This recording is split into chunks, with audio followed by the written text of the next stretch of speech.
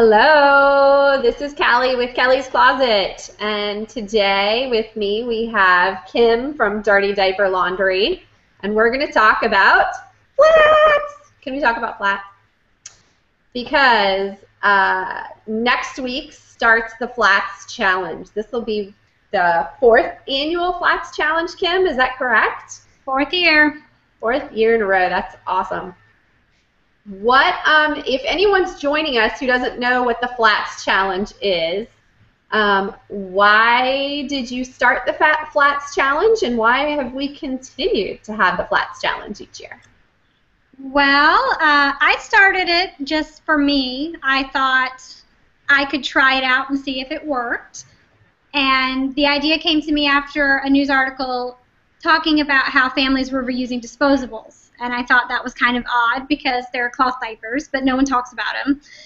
And so I thought, what's the easiest thing to hand wash? Probably flats. I had never used a flat before I started the challenge. Just full disclosure. So that was like me just trying it out. And I said on probably Facebook, I said, does anyone want to join me? And tons of people said yes, which was super shocking, because that seems like an odd thing to want to do. And so we just did a sign up, we did a survey, we blogged it, and that became the Flats Challenge, and 4th year. People ask for it all the time. Well, I did join you the first year. My daughter was almost potty trained, not quite potty trained, so I remember that. We did hand wash. I have a few videos on the EcoChick page for me hand washing in a bucket in the bathtub. My husband thought I had lost my mind, that I was hand washing diapers, and he didn't want anything to do with this at all. But the main purpose, of course, is to show that low-income families can use cloth diapers, and they don't have to reuse disposables. Hey, now, sorry, 1 second. Someone's paging. Sure. Promise I'll be back. So, we do have a Q&A on the Google Plus page. Feel free to ask us questions about flats, about hand washing, anything that you want to know about flats. Feel free to ask in our Q&A section or on the Google Plus page. We'll be happy to answer them live on air. Anyway, so I had never used flats either, Kim, and they had been recommended to me for several reasons. One was for traveling, because they do wash up so quick and easily.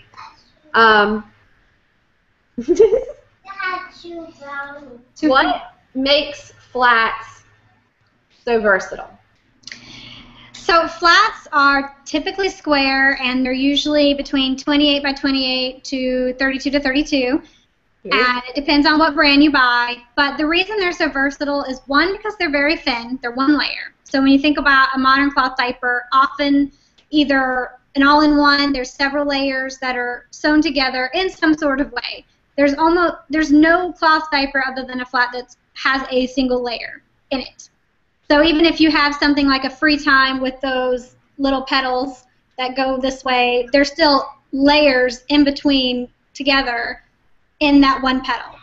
And so it makes it easier to clean. Yep, even like an insert is a couple little layers. Insert, and there's like 4 layers is what I can feel in here. Right. So with the flat, even though it's kind of harder to use, it takes a little bit of a learning curve to understand how to use it. It washes fast, or washes easily, gets cleaner better, and it dries way faster than typically any other cloth diaper on the market, even pre-folds, because pre-folds, again, somebody got the bright idea to take a flat and cut it up, and that's how they came up with the first pre-fold, and not even until the 50s. Right. So you took it and you folded it. In pre-fold here, but there's 4 layers here, so there's still, you know, thick layers inside the pre-folds. Right. It's kind of like the origami fold, if you've ever seen the origami fold, or if you look it up after. The way the origami fold works is it puts a lot of folds in the center, and then someone said, well, I'll just cut them all out, sew them together. That's pre-fold. And they're also very cheap, and any family can find them locally as long as they have access to a Walmart or a Target or even a thrift shop, because you can make them out of T-shirts. But if you go to Walmart or Target, you can spend $1 about $1 a piece and get flour sack towels in the kitchen towel department. And that's actually what this is. It's from Target. It's from Restyle brand. And they sell them in packs of 4, I think. And it is a little bit thinner than your Bird's Eye. And it doesn't wash up perfectly square. Like, it has some funky little edges. Usually the diaper flats wash up a bit better for folding. But if you just pad fold it, you fold it half again, and then into thirds, which is way easier than it sounds. You can just lay it in a modern cover. So you still don't have to use pull-on pants. It's all modernized, even when you use flats. So you can just lay it inside of a cover. Right. Yeah, and I've got the ones that I tried. I have the flour sack towels from Walmart. And, I mean, the edges aren't super perfect. Right. They're a little flimsy looking.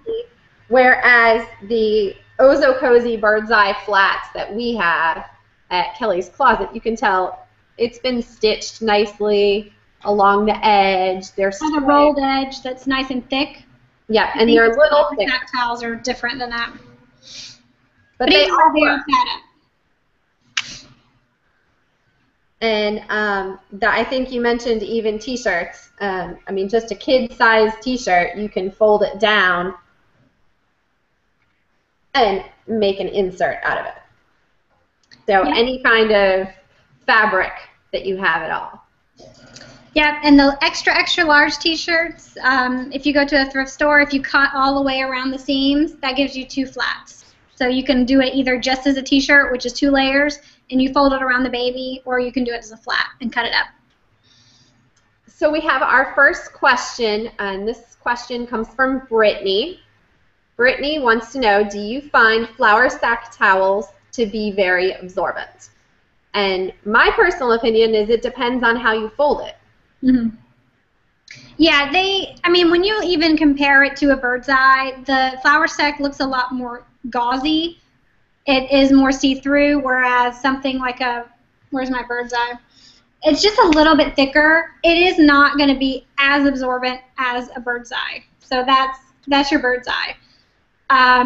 But if you pad fold it, you get all of the absorbency in the core.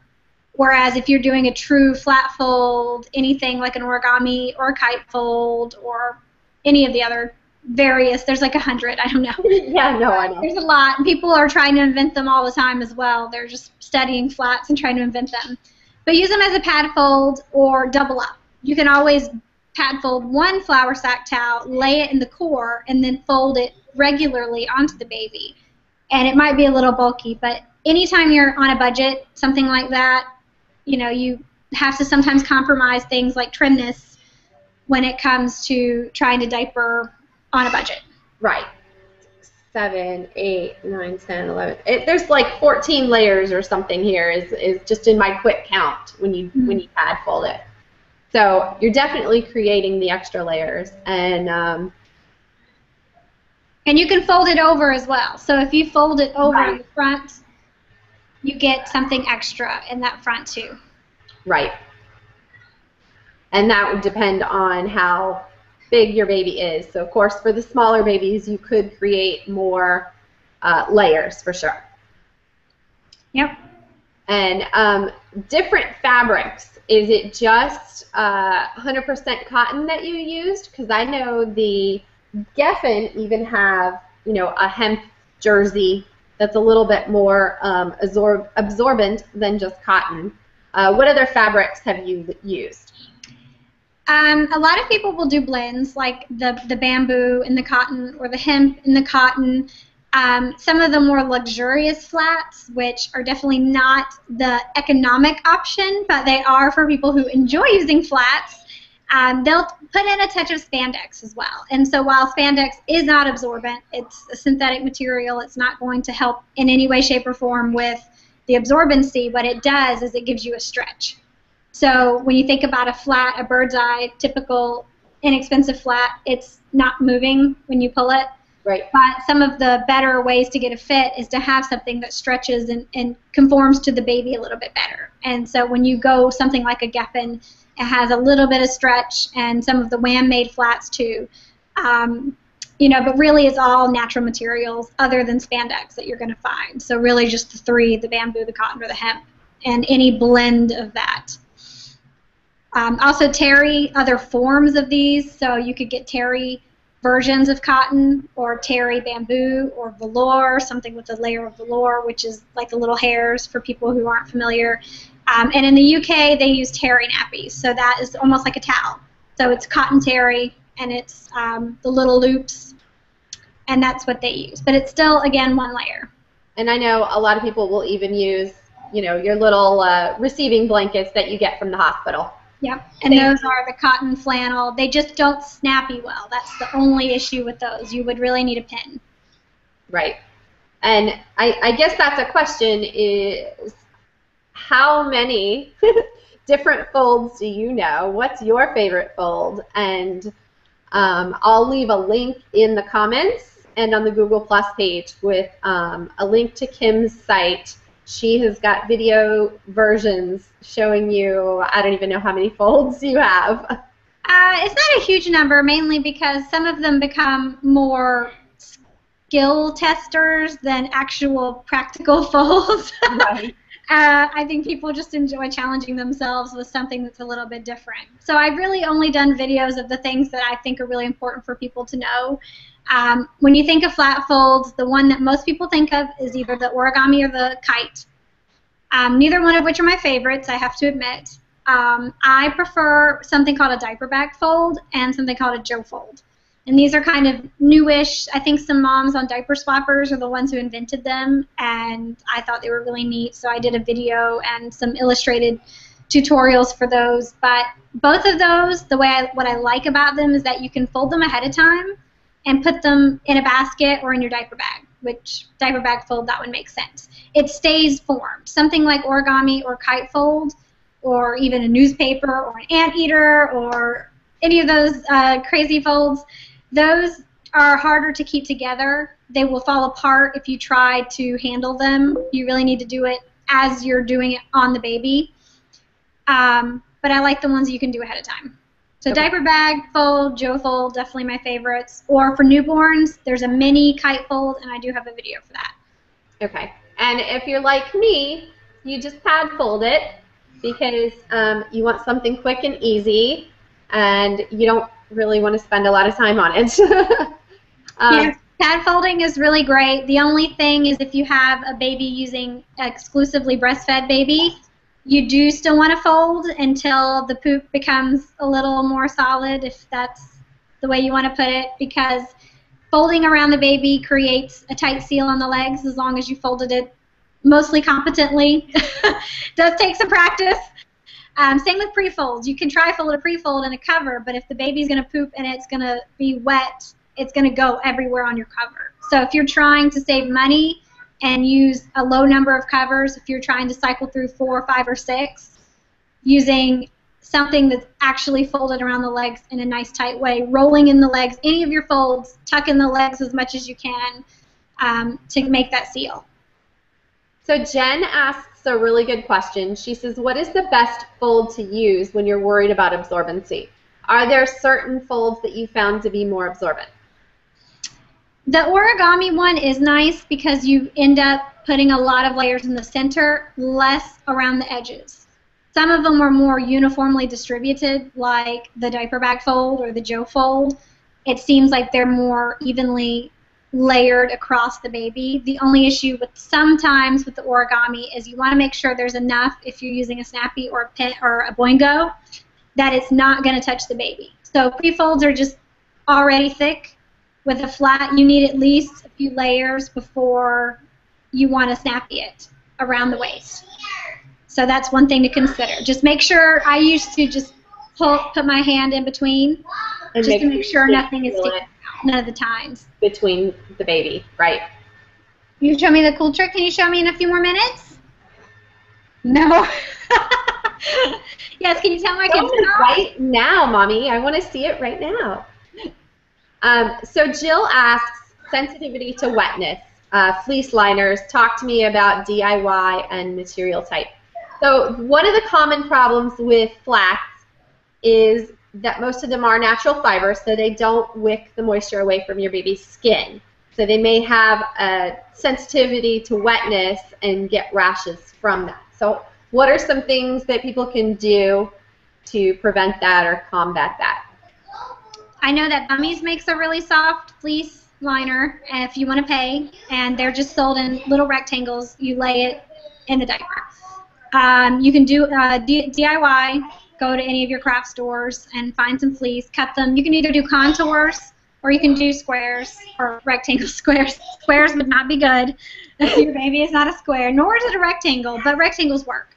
But you can do a contour. I mean, you can just freehand it, take a piece of paper, draw out what you want, use it as a template, or just start cutting rectangles, and typically that's fine. You don't have to sew the edges because fleece does not unravel. The only thing is, if they're extremely sensitive, those are only going to cover the wet zone. So if the water or the urine is seeping around, if they're so sensitive that it's going to touch other parts, typically, though, that's very few and far between. Babies are bothered by those. So just standard fleece. Is there any other material that you would use? Suede cloth is harder to just find, but you know, suede cloth is thinner. It just rolls up. So fleece is thick enough that it doesn't roll. And I guess if you were classy enough and had a sewing machine, you could almost sew your fleece layer onto the flats. Maybe, but the only issue is just that flats are so easy to wash, it might complicate things. Right. With this, any kind of stay dry, you run into more issues with repelling if you're not very careful about your amounts. I mean, you can use more than the recommended amount, but if you start over sudsing, there is a chance of repelling, although I don't want to scare anyone about repelling, but it is a small possibility with stay dries. Something you don't have to worry about with the cottons and the hems and the bamboos as much. But can I look when I'm done? Another question from Dee Caswell. She wants to know, do you know if IKEA still sells burp cloths? She can't find them on the website. Which burp cloth? The IKEA. Oh, they're discontinued. I tweeted with IKEA, and I did learn effectively they are 100% discontinued in the U.S. So unless you find someone selling them used, I will never get rid of mine, not over my dead body, so don't ask me. They're my favorite flat. Right. Well, I'm sure we could find something new to replace it. We just have to shop a lot. I know. Someone was looking around and they were saying, oh, maybe this towel will work at IKEA. And I'm like, no, that's not going to work, but I wish. But any of those swaddling blankets similarly. Can I be back in 1 second? Sure. Sure. I'm very sorry. So Amanda, she had a comment. She says, back in the day, I made a sleeve out of suede cloth to tuck 3 folds into. Just a rectangle sewn together on one side. Great tip, Amanda. That might make a really good tutorial for the Eco-Friendly Family blog. So just by either leaving a comment in the Q&A session or on the wall, how many of our viewers have actually used flats or taken the flats challenge before? Just leave your comments, and it'd be nice to see a little encouragement. How many people, as soon as Kim gets back, actually I can probably tell you on her site how many people have joined the flats challenge in the past. And it's actually quite impressive. I don't see the exact numbers on there. For this year, for the Flats Challenge, I'm looking right now to see what our current sign-up is. Last year, we had over 400 or 500 sign up, and then close to 300 finish who did not give up or cheat. So we asked people be very honest on the survey at the end, because we want to know, oh wow, the numbers went up very high in the past 3 days. We're up to 250. Okay. 250 signed up. So the point of sign-ups is so Kim can kind of track the trends from year to year and just be able to send you the survey data, the survey questions, so she can ask and get some follow-up information. I know you've got. Do you have last year's infographic? You have the results in a blog post, don't you? Yeah, I have an infographic from last year, and what I do is I take all the data that I ask people and put it together so it makes sense. And that way people can kind of understand the whole point. Otherwise, there's really no point if we don't ask people how it went and what we can learn from it so that we can teach others a more effective way to do this when they need to. Because people do, and a surprising number of the people who have taken the challenge in the past were already doing this full-time or had done it full-time in the past. And so they have a lot to teach us about what works, because a lot of it is labor-intensive. So people have tips like stomping the diapers while they're taking a shower. That's also a way to reuse water so you're not using as much, especially for those who pay for water.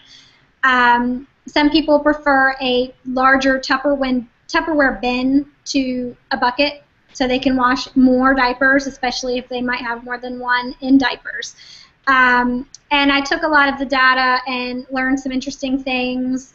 The average wash time, people spend an average of 31 minutes out of the 287 people that we surveyed. And the average drying time for the flats was 5.75. And that reflects people all over the world.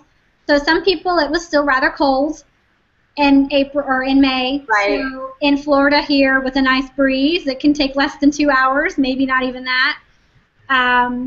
But just interesting things like that we can tell people definitively. You know. I had someone ask me a question this past week at Mom 2.0, the blog conference that I attended. She wanted to know how many of the participants were actually working parents who may have to take, public transportation or have other complications, challenges that they have to think about as far as daycare. Do you have any data like that at all?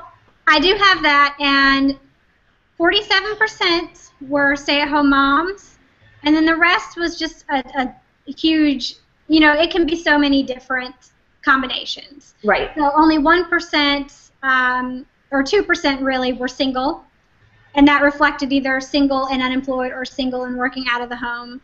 And then there were, it's hard to put it together. There were about 10% who work out of home.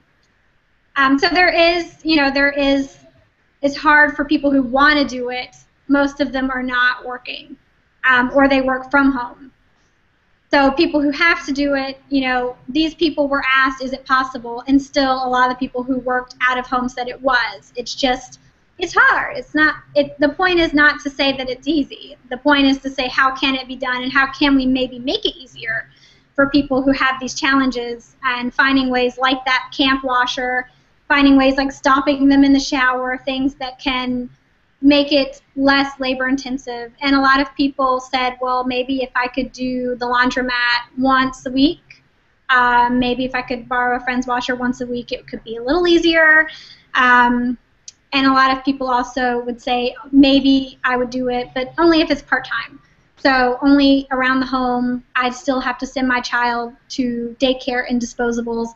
But any of that still helps offset the cost of disposables. And anytime maybe I can afford disposables this week, but next week I don't have the money, I'm out, then I can use the flats I have for that week.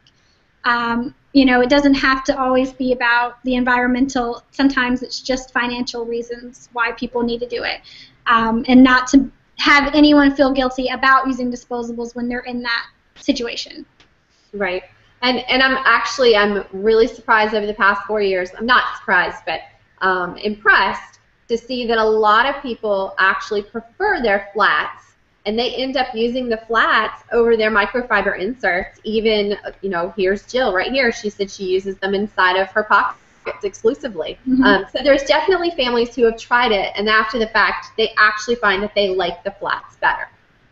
Yeah, there's something to be said about simplicity over easy, is kind of how I say it. There are easy diapers and there are simple diapers. The simple diapers might not be easy to use, but they are simpler to wash.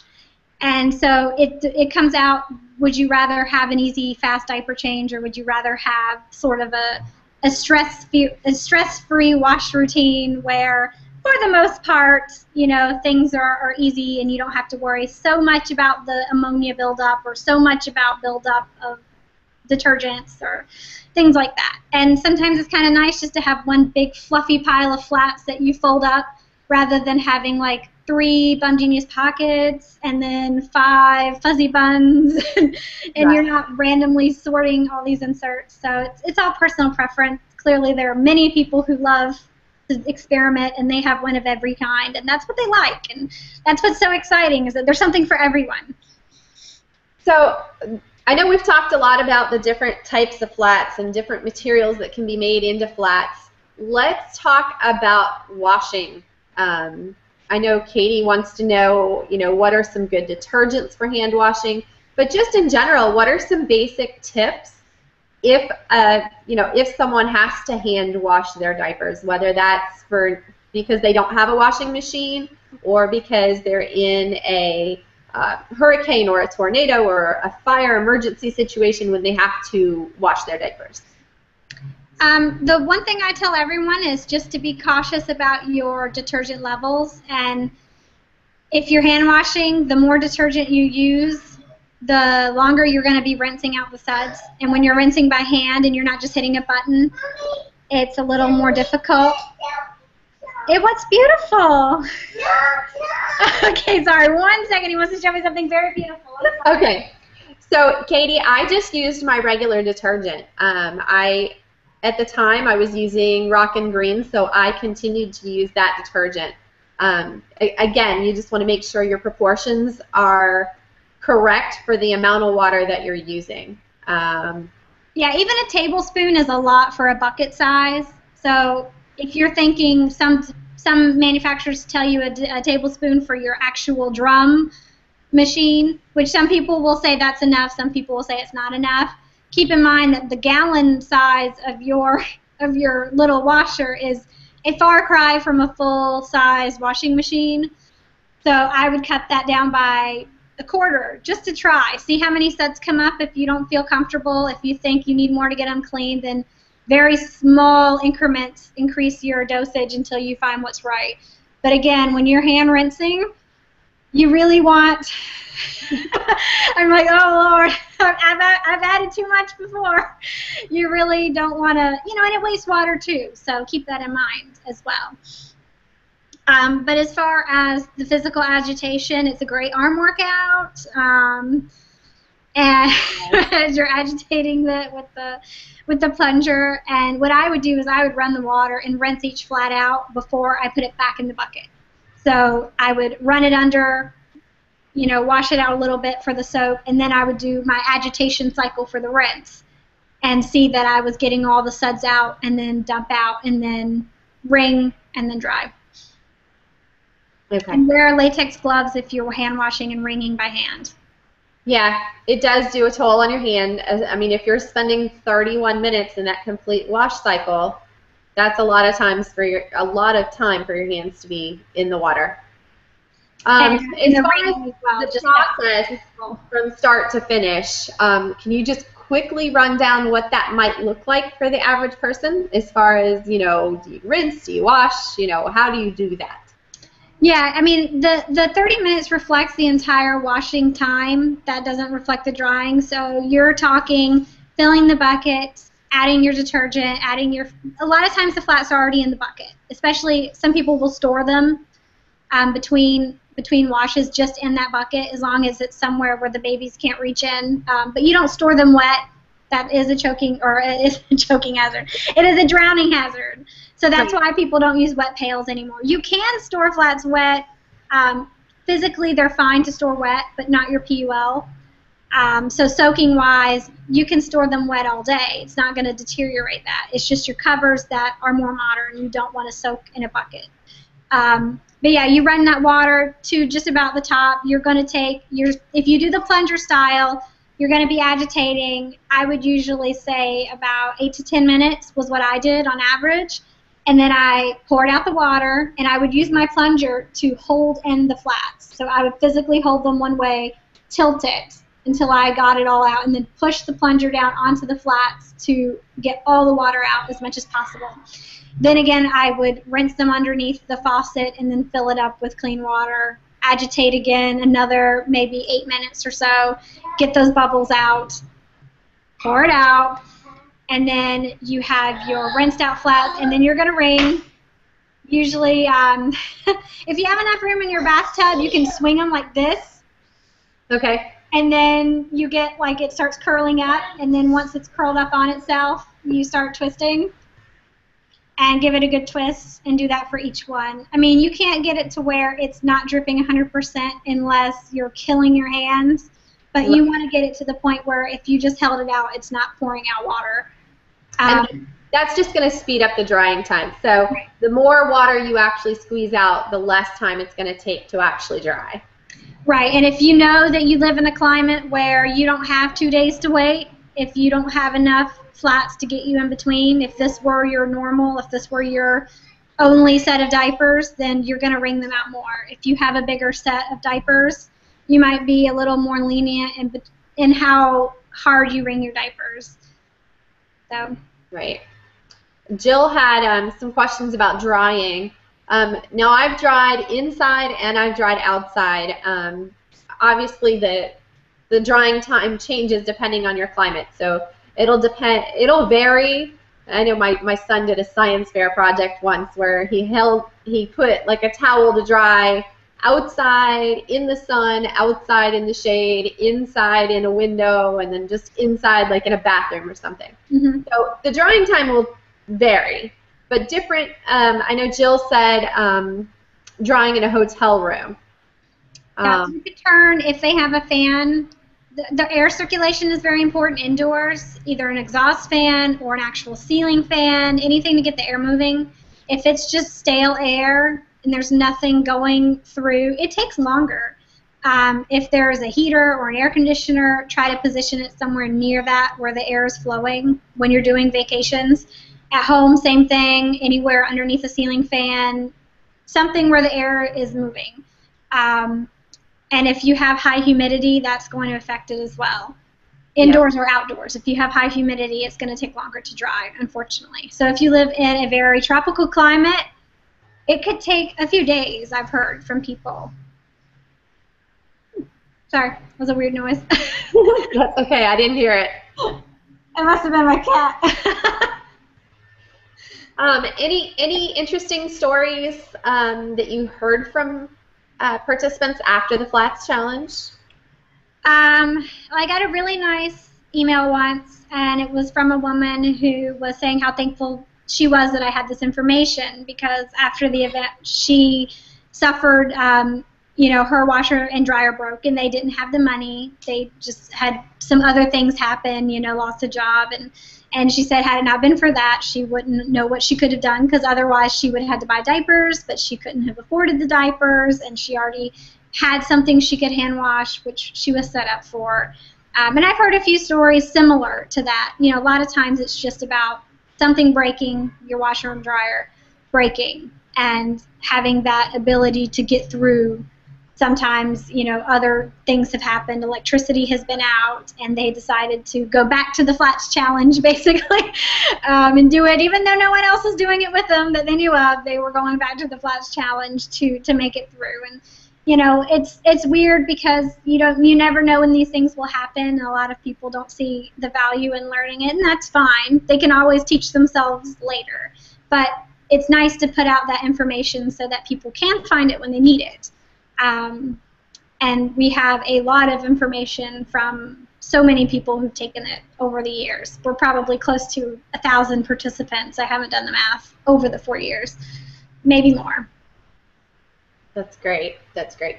As far as resources for families who are financially, they can't afford diapers of any type, whether that's cloth, disposables, whatever it is. Aside from flats, what other resources are there out there for them? I do recommend flats just because they're so easy, but if people can't or they find that their significant others won't use them, their daycares won't, if they apply, there are some diaper banks. I volunteer for Giving Diapers, Giving Hope, and they will help you for the cost of shipping, which is $35, and it covers to and from. So usually they're modern, they could be pre-folds, sometimes pockets, all-in-ones, all-in-twos. It's what the donations are. So people can't necessarily request, but they get an assortment based on their baby's size and age. And then just buying used, free cycles sometimes if you look on Craigslist. Yes, Everett? Lend them from friends. I'll be right there. Definitely lots of different ways you can borrow diapers from friends or, yeah. Yeah.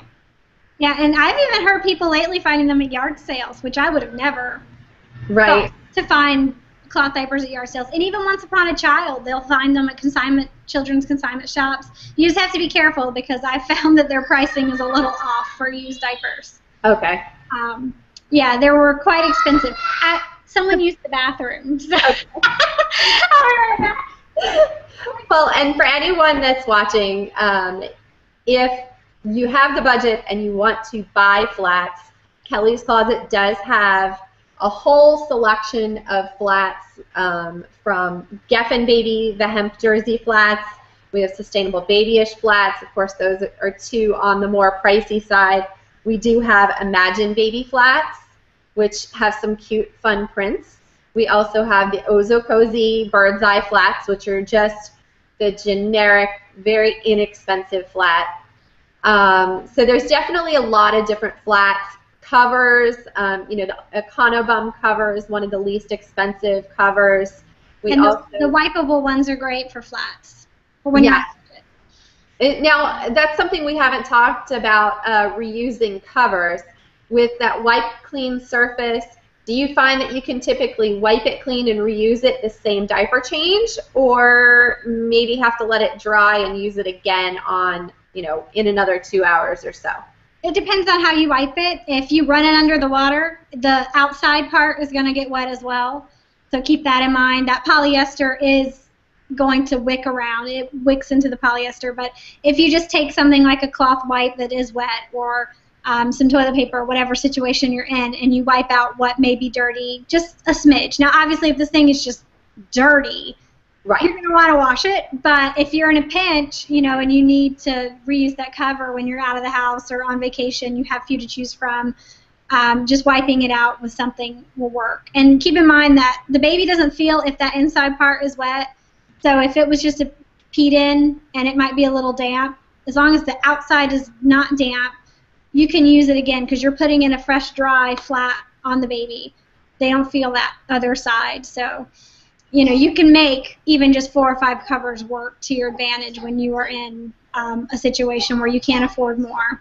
Yeah, that was going to be my next question. What is the fewest number of covers that you've seen work for someone? I mean, you can just, if you're hand washing as you go, which some people have found that to be better for their situation, they'll take 2 or 3 flats every couple hours and just wash those flats, dry them because they have so few. And if you wait 12, 24 hours to wash your load of diapers, including your covers, you may find that you're out. So doing it in small loads in your sink, and even your kitchen sink, your bathroom sink, if you're lucky enough to have a utility sink, you can use the utility sink to wash the diapers. Sprayers are your friends as well, like the hand sprayers or the shower head. If you can't afford a diaper sprayer, you can use those in a pinch, and that helps clean. You're using the water to clean off some of the things that you would be agitating yourself with your hands or your plunger or your washboard or whatever it is you're using to agitate. And when you're washing, you can, if you're doing them in small loads, you rub them against each other like this, and you just scrub them out against one another, which is what your washing machine does. You want to load in your washing machine where they can agitate against one another. which people don't realize. That's how they're getting cleaned. If they're just flopping around in the water, there's really nothing to clean them. You want them to rub against the other diapers. And so the same applies for hand washing. Okay. And I know we're over our typical 30 minutes. Sorry. No, totally fine. This is a very valuable conversation that a lot of people still to this day don't know about flats. So it's definitely a good thing. Can you tell everyone how they can participate in the Flats Challenge and any other tips that you want to give before we say goodbye? Well, maybe Callie can link it, but there's a sign up. You don't have to necessarily sign up ahead of time. It's just, like she said, a way for me to get in touch with you. But you sign up, you find the rules, make sure you're not doing any of the things against the rules to count, because you want to complete it in a way that you feel satisfied and you feel like you've done it. I mean, cheating doesn't some people I'm sure have cheated a little bit here and there, but you know, the point is to do it to the hardest to understand how easy it can be. Like, you can take parts of this and apply it to your own life, your own financial situation, tell your friends, whatever. And just, it's May 11th to the 17th. You start the morning of the 11th. Last diaper is the night of the 17th. And anything used past that date is what you wash, however you choose. But anything used between the 11th and the night of the 17th is hand washed only, air dried only. And that's all I need from you, is just to know where you are. If you're blogging, you can link up. We'll have prompts every day. Some people will tweet about it. Instagram, we're Flats Challenge hashtag. So hashtag, hashtag Flats Challenge. Hashtags bringing flats back. Yeah, I think that's about it. I mean, I've heard some crazy things. Hair dryers to speed up the drying time. Irons are allowed. Irons can help sanitize as well. So the heat, because if you're air drying, you're not getting the heat of the dryer. Some people find that just feels more sanitary. And back then, women did dry or did iron their flats as a sanitary precaution. Some of them. I did not know that. I learned something new today. Yep. And it also softens them up a bit. Or you can do this. If they're flat, if they're hard and crusty after drying, you do this, and it softens it up. You just do this.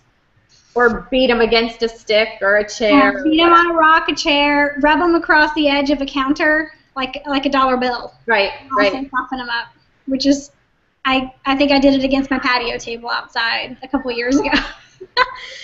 I'm not participating this year because my baby's not in diapers. This is my first year. I did 3 years. Yeah, we did just the 1 year, and then she was out of diapers. But I feel like I participate in spirit by sharing some of the information with our viewers and our customers. And I will link in the comments of the video on Google+, anywhere. Email us, email Kelly's Closet or Kim at Dirty Diaper Laundry if you have any questions about flats, hand washing, low-income diapers, anything at all. We'll be happy to help you. So thank you so much, Kim, for joining us and for what you do to bring flats back. Yeah, bringing flats back. That's my new hashtag. It's way cooler sounding than Flats Challenge. People don't know what that means, although I suppose if you saw that on Twitter, you probably wouldn't know what that means either. But yeah, Instagram is great. People are connecting through that for the Flats Challenge events. And our group on Facebook, we do have one. If you sign up, there's a link to the group, and that's where people are helping each other. Nice, nice. All right. Well, thank you, Kim, and thank you, everyone, for joining us, and have a great day, and we will see you next Wednesday at 1 o'clock. For the Cloth Plus chat with Kelly's Closet. Have a good day. Bye.